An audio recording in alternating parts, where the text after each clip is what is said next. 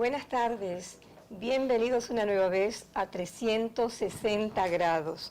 Hoy, como todos los viernes, nuestro viernes de salud.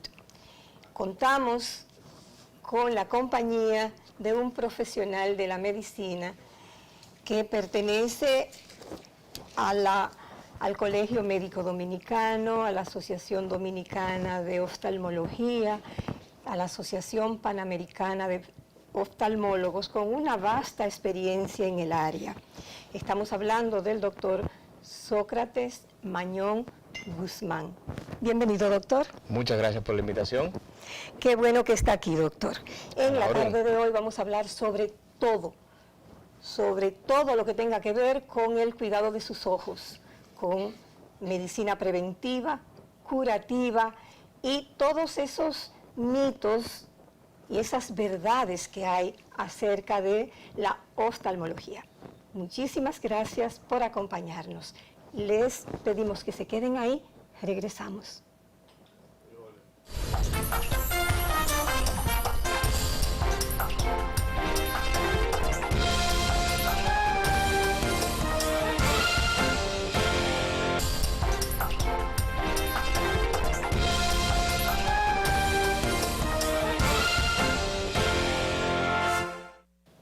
Gracias por estar ahí esperándonos. La verdad que es un privilegio contar con su sintonía.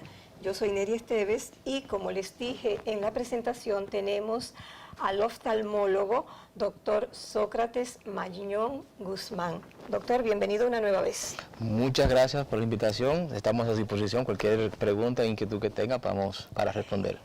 Comenzamos de una vez y vamos a comenzar por lo básico. Doctor, uno oye hablar indistintamente de el oftalmólogo, el oculista. ¿Son los mismos? ¿Hay alguna diferencia? Entre oftalmólogo y oculista no hay diferencia, es la misma acepción. La diferencia que se puede establecer es con el optómetra. El optómetra es el técnico en la parte optométrica, o sea, la parte que tiene que ver con la refracción de los pacientes para ubicar la necesidad de lente que tenga esa persona, que no tienes licencia para ni operar, ni colocar gotas, ni ningún tipo de medicamento. Solamente se limita a la evaluación del paciente antes de llegar donde el oftalmólogo. Normalmente en las ópticas tenemos muchos optómetras que son los que se encargan de hacer las evaluaciones. Algunas ópticas tienen algunos oftalmólogos contratados o que trabajan en ese centro que se encargan de hacer los diagnósticos y los tratamientos correspondientes a los pacientes. Doctor, ¿es necesario ir al oculista aunque uno nunca haya usado lentes? ¿Cuáles son los síntomas? ¿Cuáles son esos toquecitos de alarma que le dicen a la persona, ve al oftalmólogo? La visita al oftalmólogo debe de hacerse como generalmente se debe de hacer una visita al cardiólogo, al neumólogo, a cualquier médico. Porque la salud visual es algo que generalmente se puede encontrar fortuitamente algún tipo de alteraciones. Por ejemplo, hay personas que entienden que ven bien, pero a la hora de ir al oftalmólogo se dan cuenta de que realmente tienen una dificultad visual.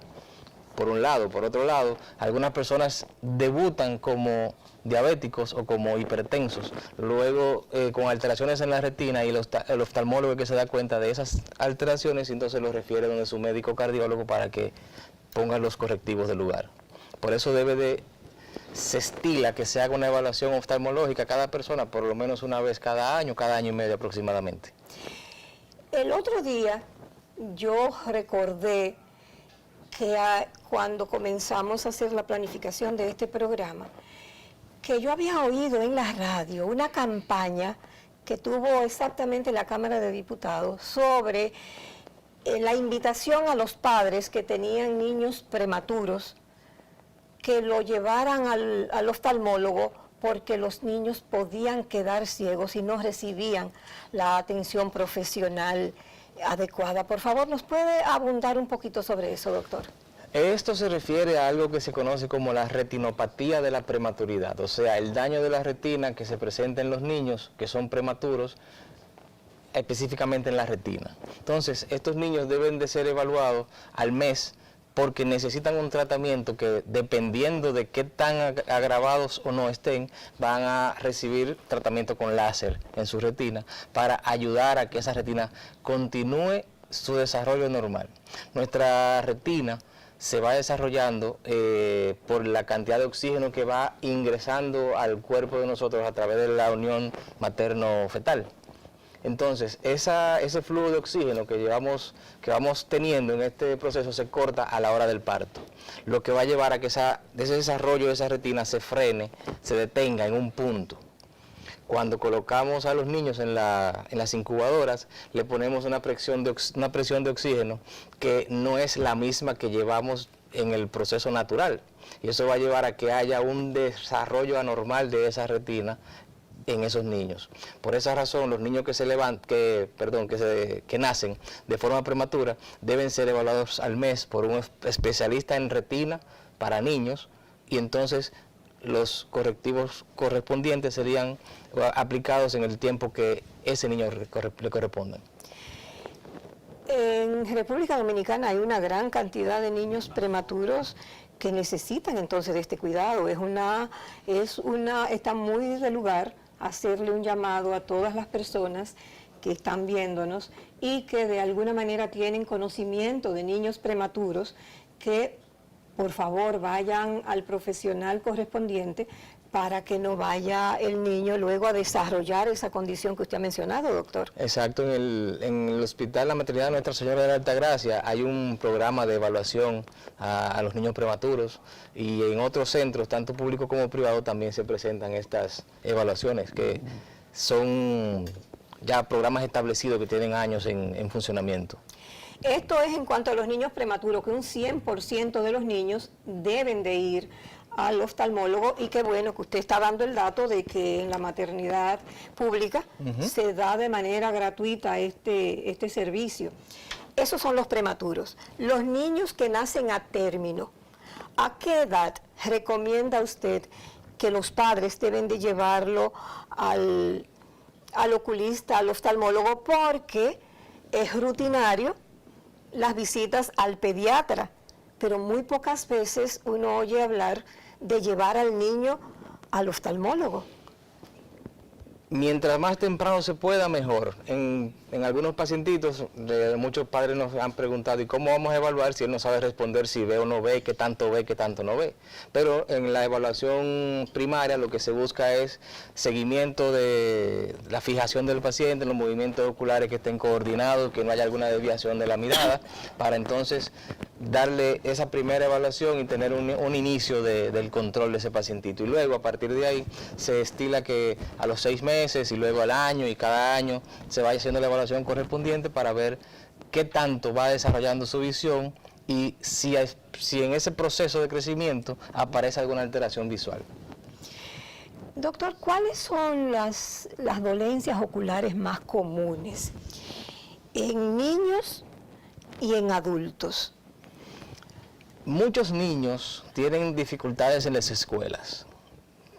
Los tildan de que son malos estudiantes, los tildan de que son muy hiperactivos, los tildan de que no entienden, pero muchos de ellos tienen dificultades visuales. Entonces, dentro de las dificultades visuales tenemos los defectos refractivos como la hipermetropía, la miopía y el astigmatismo. Estas tres situaciones pueden estar solas o combinadas y pueden llevar a que el pacientico no pueda ver bien la pizarra. Entonces, esto va a llevar a que si no veo bien lo que está allá, pues entonces tengo que buscar la manera de entretenerme en otra cosa, y por eso los tildan de esta manera. Por eso, a principios de los años del año escolar, muchos colegios en los últimos años han tomado la iniciativa de exigirle, así como evaluaciones y certificados médicos por sus pediatras, también evaluaciones oftalmológicas. Y en esas evaluaciones hemos encontrado algunos pacientes que tienen algunas alteraciones visuales que ameritan el uso de lentes. Otros ameritan otro tipo de evaluaciones y otro tipo de tratamiento, pero la mayoría con los lentes van resolviendo su dificultad. Sí, definitivamente. Mi nieta tiene, la llevé, precisamente yo fui la que la llevé para que le hicieran la evaluación. Todos los años ese colegio exige que los niños vayan. Incluso usted y yo hablábamos fuera de cámara de un caso que usted tuvo cómo varió la cosa de un año a otro. Por Exacto. favor, si puede compartir la experiencia para que pueda ayudar a otros padres. Bueno, esta niña tenía una evaluación hace 2 años y esa evaluación nos arrojó unos datos positivos, todos sin ningún tipo de inconvenientes. Año y medio después, 2 años, cuando se evalúa, pues entonces encontramos que tiene una dificultad visual por un astigmatismo de 1.50. Ya esto es un poquito más técnico, pero no una marcada, pero una moderada dificultad visual que le impedía poder ver el 20/20. Otra pacientita que tuvimos, ya un poquito más grande, algunos 15, 16 años más o menos, ella, los padres se quejaban de que ella se quejaba de que ella no veía bien, pero los padres no le hacían caso. Oh. Pensaban que era ella queriendo llamar la atención porque era la más pequeña de un grupo de 4 hijos. Ok.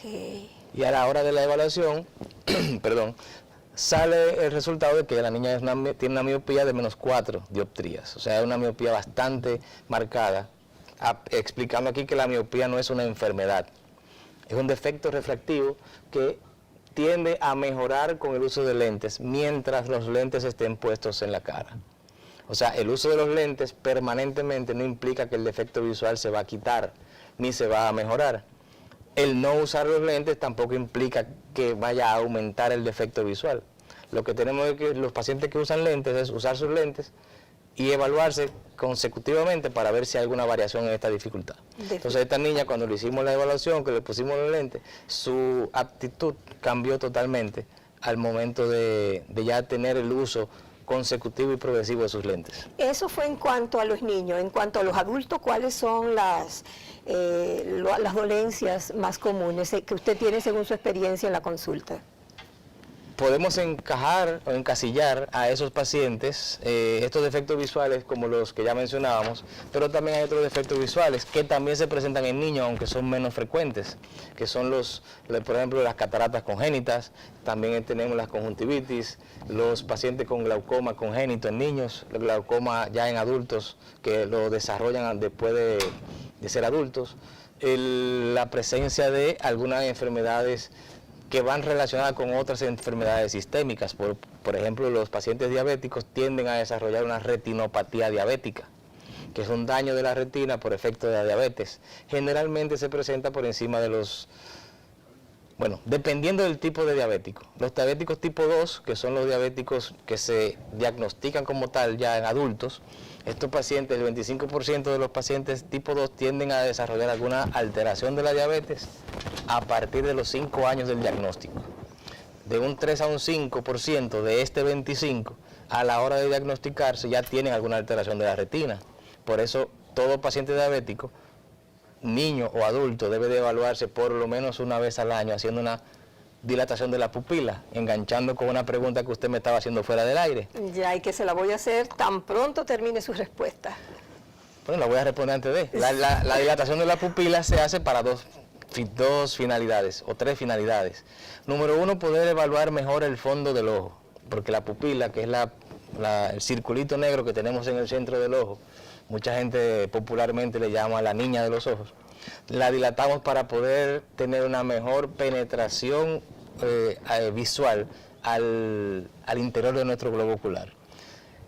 En los pacientes que tienen una dificultad visual, que nosotros no podemos ver hacia adentro del ojo bien, la dilatamos para poder mejorar nuestra capacidad de poder ver dentro del ojo. Y poder diagnosticar mejor. Exactamente. En los niños hacemos la dilatación de las pupilas con la finalidad no solamente de ver dentro del ojo, sino de poder tratar de corregir mejor el defecto refractivo que puede tener ese niño. Ya. Los niños tienen una capacidad de acomodación, o sea, de enfoque. Estilo los celulares, las cámaras digitales automáticas tienen un autofoco. Ese autofoco nosotros lo tenemos natural, por efecto del cristalino y el músculo ciliar. Entonces lo que hacemos es que cuando dilatamos la pupila con un medicamento específico, para esos fines entonces se dilata la pupila y se frena la acomodación. Y ese defecto visual que tiene el niño sale a relucir que lo tiene latente, sale a relucir y entonces podemos corregir el defecto refractivo con el uso de los lentes específicos que esa persona necesite. Qué bien, o sea que ahí me íbamos a preguntar al doctor precisamente sobre la dilatación de las pupilas, porque uno a veces habla con alguien y dice, sí, yo estaba donde el doctor, pero no pude llegar a casa manejando porque me dilataron las pupilas. Entonces, esa dilatación de la pupila lo que hace es que ayuda a que entre mayor cantidad de luz en los ojos y nos deslumbra. Estamos deslumbrados, por eso preferimos cuando tenemos las pupilas dilatadas, así como los gatos en las noches se ven las pupilas, los ojos grandes y de allá se le ve la linecita, exactamente. Nosotros hacemos eso naturalmente en las noches, pero no con tanto efecto como con el uso de las gotas. Ya, doctor, a veces uno oye decir, porque mi hijo mete un ojito. Sí, eso es muy común. Sí. Él mete un ojito, o sea, se pone visco. El estrabismo, ¿se hereda? No se hereda, pero se puede desarrollar en la niñez. Hay diferentes factores. También hay pacientes que tienen una cosa que se conoce con el nombre de pseudoestrabismo. Estos son los niños que cuando uno los ve, aparentan tener como usted dijo, un ojo metido. Sí, que la gente dice, mete un ojito. Mete un ojito, pero esos niños, si son de este tipo de pacientes, normalmente uno puede notar que si se alumbra de frente al niño con una luz que no sea muy intensa para que no le moleste, el brillo de la luz se refleja en el mismo centro de las pupilas, independientemente de que tenga una percepción de desviación visual, o sea, quien está mirando al pacientico. Entonces esto nos hace pensar en que ese pacientito puede no tener una desviación, sino una imagen de que aparenta que tiene una desviación. Ahora bien, hay diferentes razones por las que los niños pueden tener esa desviación ocular. Una de ellas, la principal, se pudiera estigmatizar como el defecto visual por falta de lentes. Hay niños que salen con una hipermetropía alta y esa hipermetropía alta hace que tuerzan un ojo cuando hacen el enfoque, lo que implica que ese niño hay que hacerle la dilatación de la pupila con el medicamento para quitar esa acomodación y entonces indicarle el lente que le va a ayudar a que haga un esfuerzo menor y el ojo entonces no se desvíe. El estrabismo, ¿se hereda? Una persona que sea, como popularmente se dice, visco, ¿los hijos pueden heredarlo? Pudieran, pero no necesariamente. La carga genética que pueda aportar el padre puede en algunos casos ayudar a que se presente esta desviación, pero no todos, por no decir que ninguno de los pacientes que tienen estrabismo tiene necesariamente que ser heredado. Ya. Puede ser desarrollado por propia situación corporal. Cuando vamos a hacer programas que tengan que ver con salud, generalmente a mí me gusta consultar a algunas personas del grupo de internet, de Facebook, de un chat, y hubo una pregunta que 8 personas con diferentes acepciones me pidieron, aunque ya yo tenía algo sobre ella, no dejar de hacerla. Veamos. Una persona que trabaja todo el día enfrente de la pantalla de un computador, ¿cuáles son los riesgos? ¿Cómo pueden evitar la irritación de los ojos? ¿Cómo incide en su salud visual esas 12, 14 horas delante de la pantalla de un computador? El uso de la computadora generalmente produce mayor incomodidad por un efecto de resequedad de los ojos. El efecto de concentración que se tiene cuando se está trabajando en la computadora disminuye la cantidad de veces que se parpadea por minuto. Al disminuir la cantidad de veces que se parpadea por minuto, entonces va a llevar a un aumento de la evaporación de las lágrimas, lo que va a llevar entonces a que haya una resequedad mayor de los ojos y esa resequedad va a traducirse en incomodidad, picazón, ardor, lagrimeo. Muchas personas que van a la consulta nos dicen, doctor, yo lagrimeo mucho los ojos. Cuando hacemos las evaluaciones pertinentes, vemos que tiene una disminución en la producción de las lágrimas, pero su cuerpo, tratando de compensar esta situación, provoca un aumento en la lagrimación. Entonces eso hace que se sienta el ojo totalmente húmedo. Cuando se ponen los correctivos del lugar, pues entonces esa resequedad marcada mejora y entonces también mejora la situación del lagrimeo del paciente. O sea que el estar 10, 12 horas frente al computador per se no es la condición. Usted me decía fuera de cámara que podría actuar como un catalizador. Como un catalizador, exactamente. La computadora ayuda a que se manifieste lo que el paciente pueda tener. Si hay una persona que tiene dificultades visuales, generalmente, por ejemplo, personas que pasen de los 38, 39 años de edad, a esa edad comenzamos a tener presbicia. Sí. La presbicia es la dificultad para ver de cerca. El computador no está cerca, pero tampoco está lejos, es una distancia intermedia. Generalmente las computadoras nuestras están a una distancia que promedia la distancia de nuestro brazo extendido hacia adelante. Sí. Entonces esa distancia hace que, dependiendo del tamaño que usted tenga, lo que esté viendo en la computadora le dé más o menos dificultad para poder verlo. Por eso muchas personas aumentan el tamaño de las letras, aunque esté a esa distancia, para poder ver mejor. Pero su problema no es ese. Su problema es que necesita lentes para poder ver, porque ya tiene el efecto inicial de la presbicia. Entonces, los pacientes que son hipermétropes, definiendo como la hipermetropía, la dificultad visual que se tiene para la visión de cerca, que produce cansancio por debajo de los 40 años, pero ven muy bien de lejos, dependiendo del grado de esa hipermetropía. Cuando es una hipermetropía de leve a moderada, tienden a ver más o menos bien de lejos, pero se cansan mucho de cerca. Al llegar a los 38, 39, esos pacientes tienden a tener mayor dificultad para ver de cerca, o sea, se le catalogarían entre comillas como presbitas prematuros, o que tienen presbicia prematura. Entonces esos pacientes necesitan una corrección, un uso de lentes para poder ver mejor de cerca. Y entonces ahí se combina la resequedad de los ojos por el efecto de tratar de ver mejor, parpadear menos. Entonces esa combinación de situaciones son las que llevan a que se tengan esa incomodidad. La presbicia parecería que es como una camisa de fuerza, una condena, que a los 40 años automáticamente hombres y mujeres no van a tener dificultad para ver de cerca. ¿Realmente es así? ¿O habrán algunos que podrán, por alguna condición genética, por alguna situación especial, librarse de eso, doctor? De hecho, sí, pero con unas comillas grandes y unos signos de interrogación también. ¿Ah, sí? Si los pacientes miopes, los pacientes miopes ven muy mal de lejos, sin los lentes, pero ven muy bien de cerca. Oh. Entonces, estos pacientes, cuando llegan a los segundos TAC, comienzan a tener dificultad para ver de cerca, pero con sus lentes puestos.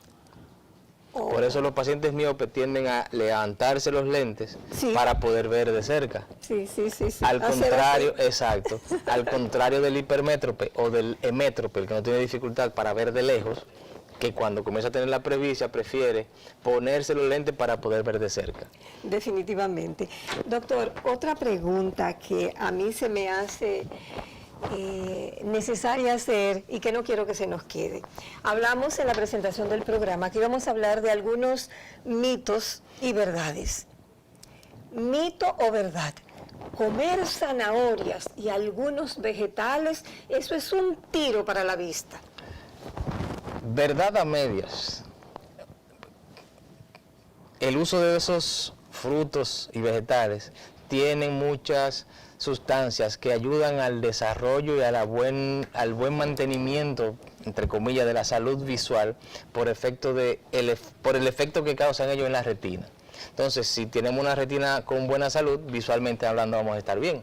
Entonces, comer vegetales de colores amarillo, naranja, rojo, que tienen mucho beta-carotenos, retinol y mucha vitamina A, ayuda a la buena conformación tanto de la córnea, la salud de la córnea, el buen estado de la córnea, porque la falta de vitamina A produce alteraciones en la córnea.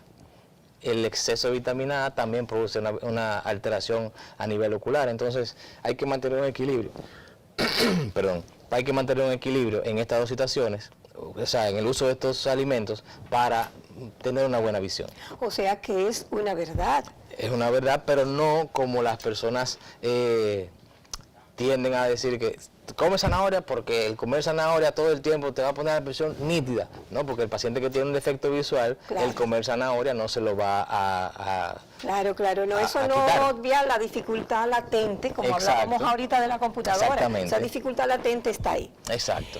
Antes de ir a la pausa, déjeme hacerle esta preguntita, doctor. ¿Mito o realidad? Un padre o una madre, doctora, mire, a mi hijo le han recetado lentes, pero la verdad que yo tengo miedo de ponerle lente a mis hijos porque los lentes le comen la vista a los niños. Esa frase no solamente se oye en niños, también se oye en adultos. Miren, en adultos yo no lo había oído. Yo lo que había oído es que los lentes le comen los ojos a los niños. La visión. La visión. Bueno, lo que pasa es que el paciente que tiene una dificultad visual, ya sea adulto o niño, que hemos tenido esta situación ya en la consulta, al indicar los lentes, pues hay una mejoría de la visión sustancial, porque de no ver bien, pasamos a ver muy bien. Pero ¿qué sucede? Muchas personas entienden, y esto generalmente yo lo he visto en pacientes adultos, no en niños, que cuando se le ponen los lentes, ellos dicen que no se lo van a poner por la frase que usted dijo, de que le comen la vista. De que le comen la vista, pero es por el hecho de que cuando se los quitan, entienden que ven peor que lo que veían antes de utilizarlo. ¿Y a qué se debe eso? O si usted nunca ha utilizado algo, cuando lo comienza a utilizar, ve mejor. Cuando se quita cuando deja de utilizar lo que estaba utilizando, entonces va a tener una dificultad, claro, en este caso visual. Y su cerebro va a comparar una visión con otra.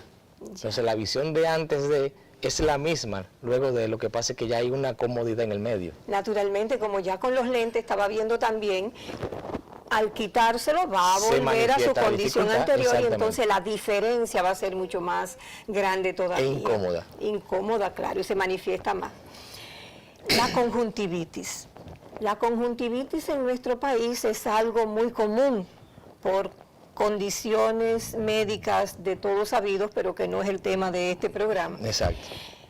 ¿Mito o verdad? Existen muchísimos remedios caseros.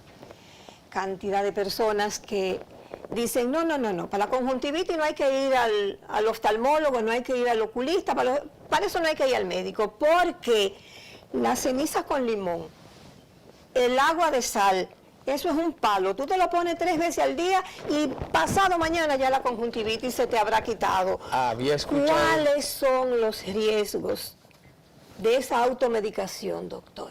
¿Había escuchado usted el uso de leche materna? No. Pues en los campos se utiliza mucho el colocar gotitas de leche de mujer lactando en los ojos para fines de curar alguna afección ocular como la conjuntivitis. Pero realmente el uso de todos estos brebajes y medicamentos populares realmente no conllevan una mejoría del cuadro del paciente. Debemos de aclarar que la conjuntivitis es el proceso inflamatorio de la membrana que envuelve nuestro ojo por fuera, que se llama conjuntiva, y que hay que ponerle apellido. Me refiero a apellido a que hay conjuntivitis viral, conjuntivitis bacteriana, conjuntivitis química, conjuntivitis tóxica, conjuntivitis por medicamentos, conjuntivitis por cuerpo extraño, diferentes. Entonces ahí tenemos que ver cuál es el apellido que le vamos a poner dependiendo de las características que presente cada paciente. Entonces, esos tratamientos, ninguno son para quitar el proceso, al contrario, lo pueden empeorar. Imagínese usted que usted cuando prueba un limón le provoca una sensación incómoda en la boca. Por la acidez. La acidez del mismo. Imagínese lo que sería echarse una gota de limón con sal en un ojo. Es como si estuviéramos sazonando el ojo para luego por llevarlo a la mesa. Imagínense usted, y si a eso le ponen ceniza, doctor, discúlpenos, tenemos que ir a la pausa, pero vamos a dejar en el aire la próxima pregunta.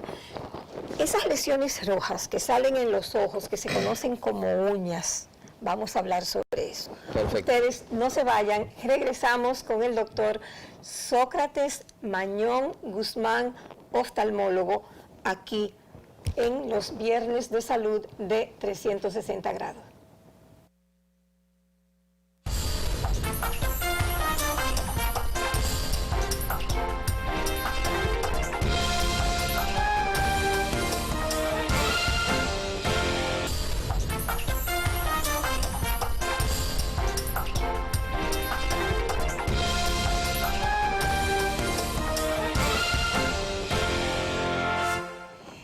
Gracias por recibirnos en sus hogares y por pacientemente esperar nuestro regreso. Estamos hablando con el doctor Sócrates Mañón Guzmán, oftalmólogo. A partir de 2 o 3 minutos vamos a comenzar a recibir llamadas del público. Por favor, le vamos a pedir a Edwin que coloquen en pantalla desde ya los teléfonos para que ustedes, que son el insumo más importante de este programa, participen y nos enriquezcan con sus inquietudes, con sus preguntas, con sus aportes. Entre tanto, dejamos una pregunta en el aire, doctor. Esas manchas rojas que salen en los ojos, que se conocen como uñas de manera popular, ¿qué son? ¿Cuáles son los riesgos y el tratamiento a seguir? Es un engrosamiento de la membrana que se llama conjuntiva, que comentamos hace un momentito, que envuelve nuestro ojo por fuera, y por efecto principalmente de los rayos ultravioleta del sol se engruesa y va tomando campo hacia la córnea. Cuando hay un efecto, una área de la córnea que no tiene mucha hidratación o lubricación por las lágrimas, entonces ese tejido se engruesa y corre hacia la córnea a cubrirla para protegerla, y ahí viene entonces la formación de las uñas, o pterygium, que es el nombre técnico. Sí. O pterygium en inglés, o en latín, o pterygiones en castellano. Entonces, estos pterygiones, cuando se enrojecen, es porque hay un proceso de inflamación combinado con lo que comentábamos anteriormente, con resequedad. Tanto la falta de hidratación como el trabajar en zonas donde hay mucha exposición solar, el no protegerse los ojos con lentes de sol de calidad que tengan protección contra los rayos ultravioleta, el no uso de gotas hidratantes, pueden llevar a que tengamos las alteraciones de esto y el enrojecimiento, y ahí vienen las molestias. Por eso es importante el uso de gotas lubricantes, goticas o gotas antiinflamatorias tópicas para mejorar la situación, y en última instancia, cuando ya la situación lo amerita, pues entonces la eliminación quirúrgica del pterygium. Ya, vamos a pedirle que nos pongan los teléfonos para que nuestro público comience a llamar y hacer sus aportes, sus preguntas, sus inquietudes. Doctor, entre tanto, recibimos la primera llamada. La operación con láser para eliminar la miopía, ¿qué tan segura? ¿Cuáles son los factores de riesgos? Para poder decidir operar a una persona tenemos que tener en cuenta varias cosas. Uno, que el defecto visual del paciente esté establecido o estabilizado, que no haya una progresión de cierta cantidad de dioptrías en un periodo que puede rondar entre 1 año, año y medio o 2 años de evolución continua, de seguimiento continuo. Si esto no se presenta, pues entonces a esa persona se le puede hacer una evaluación de la córnea que se llama topografía corneal, o también una evaluación que se llama paquimetría para ver el grosor de la córnea, y de esta manera entonces saber si es capaz de poder tener una cirugía. Si esa cirugía, si esos factores que ya evaluamos dicen que puede, pues entonces se puede hacer el procedimiento y así eliminar el uso de los lentes a esta persona. Teniendo en cuenta una situación, y es que toda persona que califica para operarse de la miopía, generalmente se opera entre los 28 y los 29 años de edad, que cuando se detiene el proceso de probable progresión de esa miopía. Si se hacen los estudios y no progresa, y sale positivo de que se puede operar, este beneficio quirúrgico va a durar hasta que comience la presbicia, porque la presbicia comienza a partir de los 40, teóricamente puede ser poquito antes, poquito después, pero alrededor de los 40 años comienza la presbicia, la dificultad para ver de cerca. Entonces, este paciente que se opera con el láser a los 28, 29, 30 años de edad va a tener un promedio de 10, 12 años de dificultad, de libre dificultad para la visión de lejos, pero su visión de cerca va a manifestarse igual que una persona que nunca se haya operado, porque la cirugía se hace en la córnea. Sin embargo, el cristalino sigue envejeciendo de forma natural. Ya, le pedimos excusa a nuestro público porque tenemos problema con el subtitulado, pero yo les voy a decir el teléfono. Por favor, si tiene un lápiz a mano, un lápiz y un papel para que anote el teléfono donde puede llamarnos para hacer sus preguntas. 809-537-0045. Repito, 809-537-0045. Ahí pueden llamarnos para hacerle sus preguntas al doctor Muñón. Ya tenemos una pregunta en el aire. Sí, buenas tardes, bienvenido.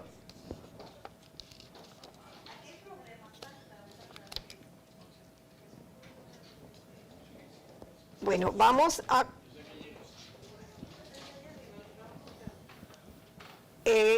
809-537-0045. Tenemos una pregunta en el aire. Adelante su pregunta, por favor. Doctor, buenas tardes. Buenas tardes, bienvenido. Su pregunta, por... Mire, yo tengo una distorsión en un ojo. Supuestamente la córnea. ¿Qué se puede hacer con eso?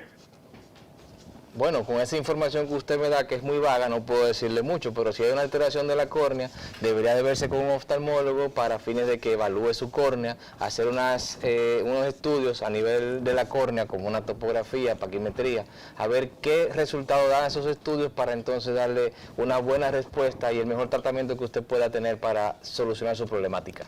Doctor, el tiempo en televisión es corto y pasa rapidísimo en buena compañía. Lamentablemente se nos acabó el tiempo, nos quedaron un montón de preguntas, así que lo vamos a comprometer a que luego, una próxima vez usted venga para que sigamos conversando sobre cómo mantener la salud de nuestros ojos. A sus órdenes por acá. Gracias, doctor, por haber venido, realmente se lo agradecemos. A ustedes en sus casas por acompañarnos en estos viernes de salud de 360 grados, nuestro agradecimiento. Feliz fin de semana.